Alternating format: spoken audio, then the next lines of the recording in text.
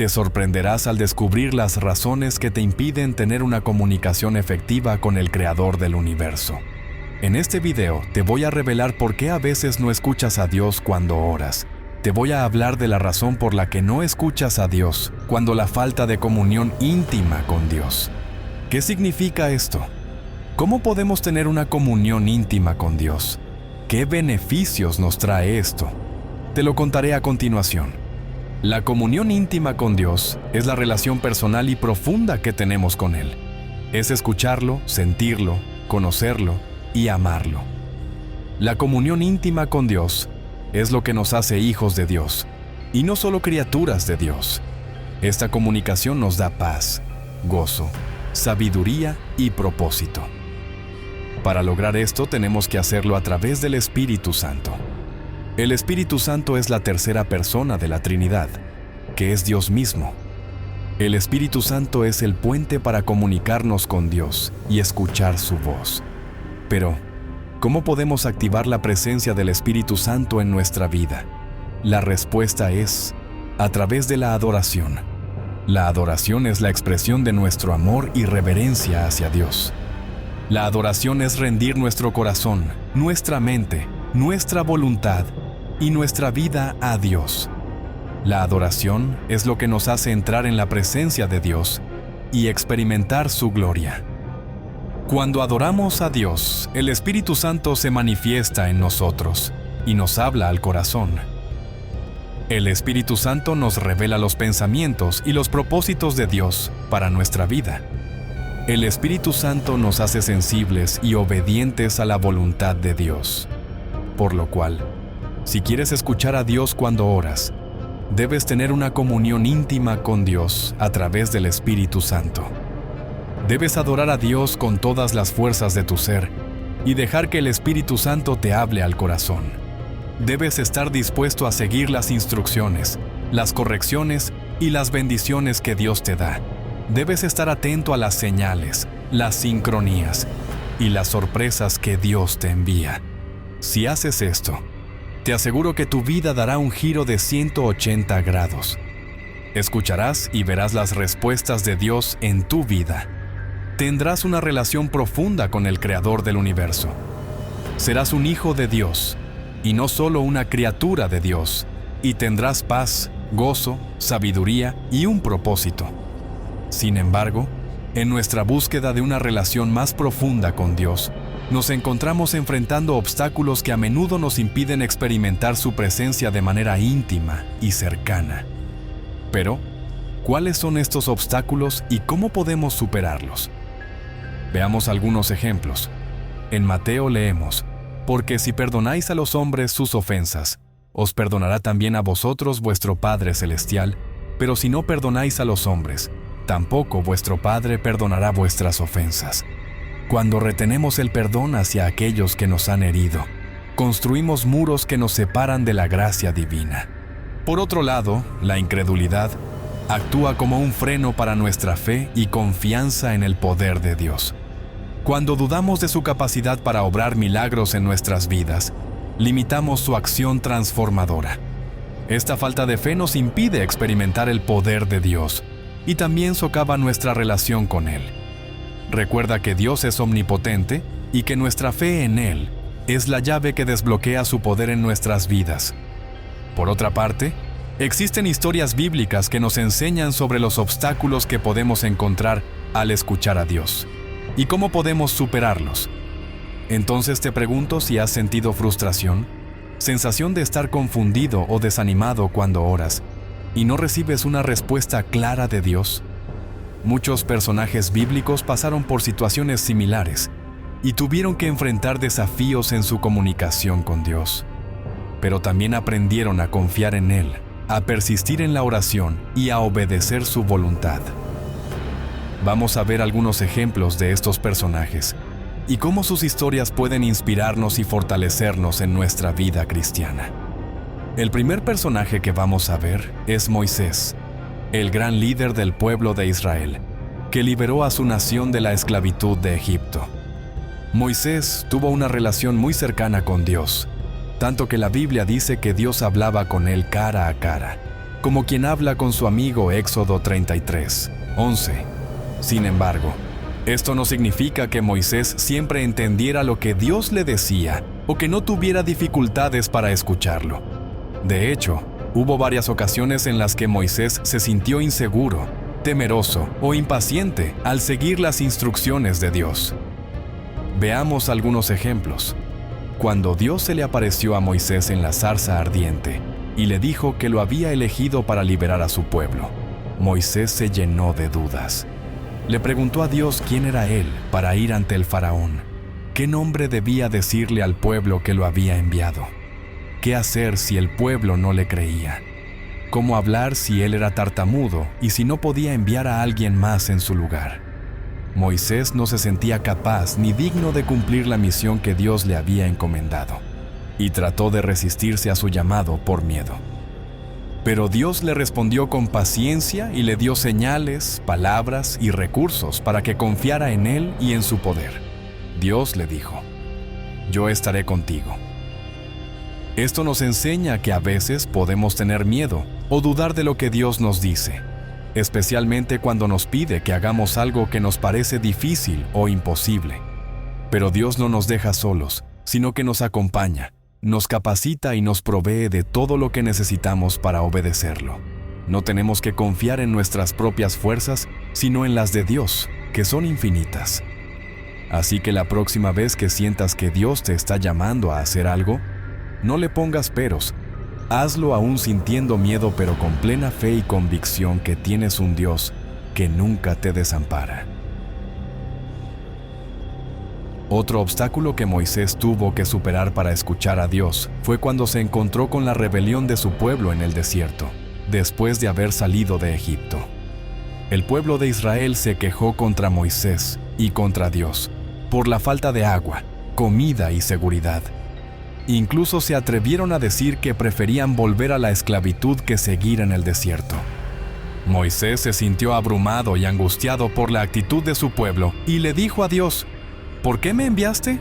No puedo yo solo soportar a todo este pueblo. Yo te ruego que me des muerte, si he hallado gracia en tus ojos, y que yo no vea mi mal». ¿Qué hizo Dios ante el clamor de Moisés?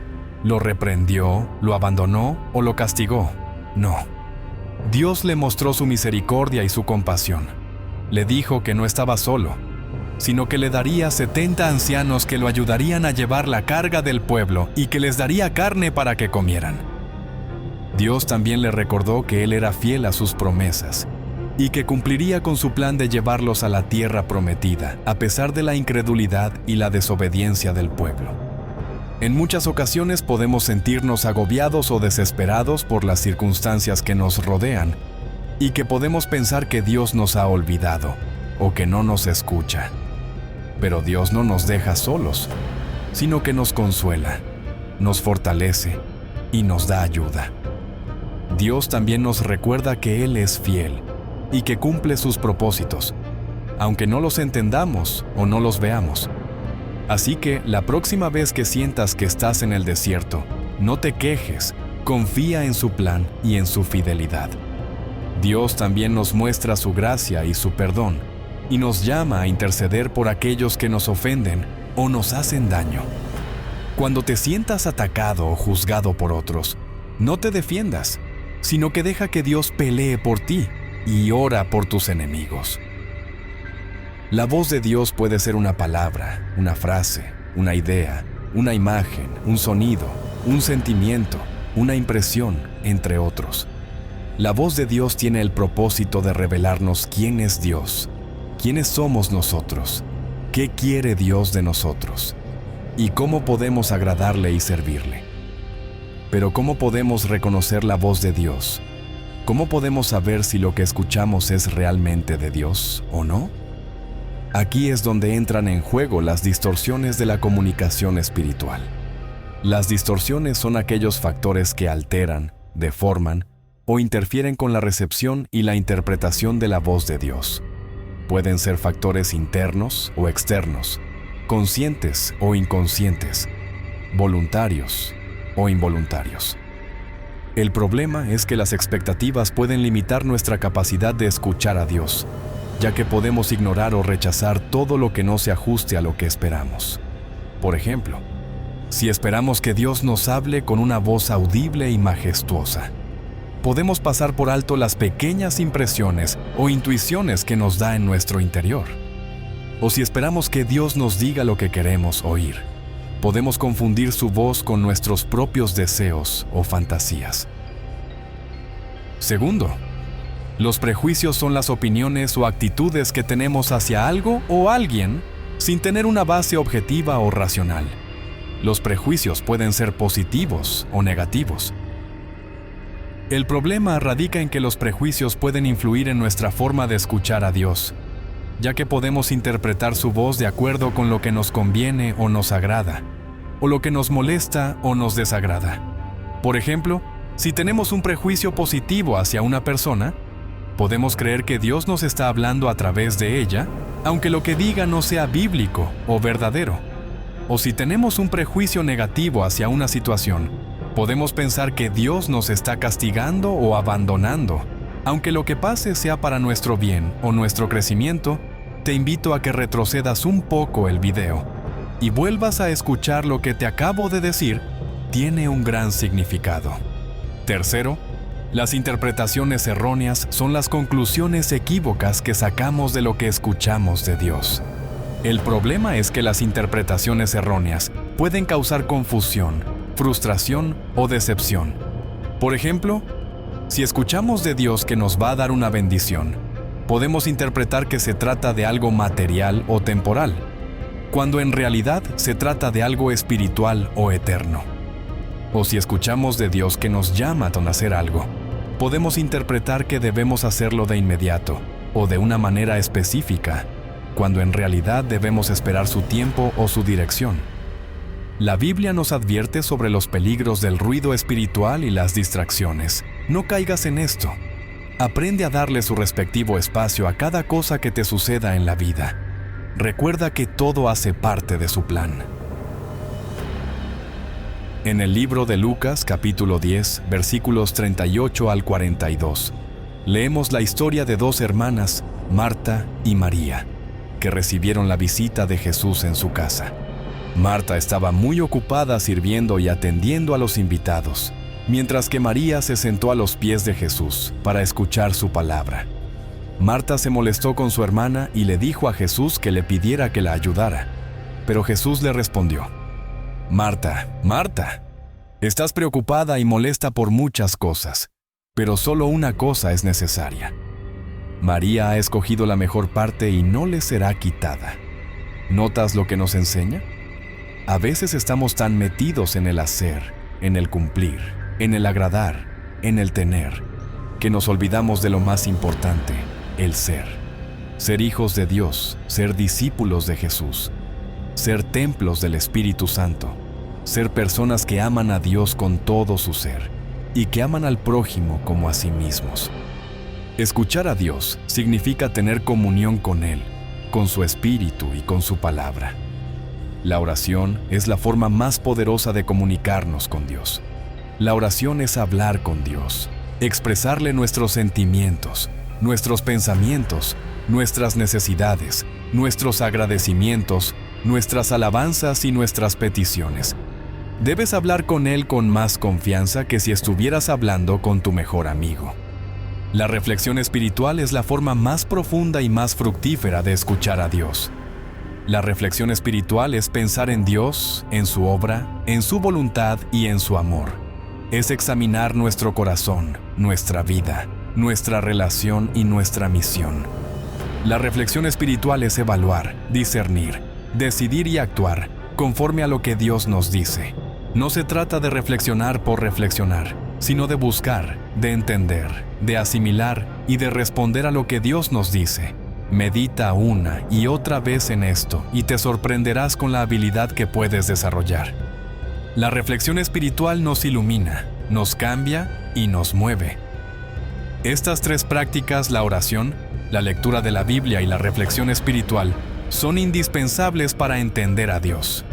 Sin embargo, muchas veces las descuidamos, postergamos o las hacemos mal. ¿Por qué? Porque tenemos falta de tiempo y dedicación. Vivimos en un mundo acelerado, lleno de distracciones, de presiones, de ocupaciones y de tentaciones.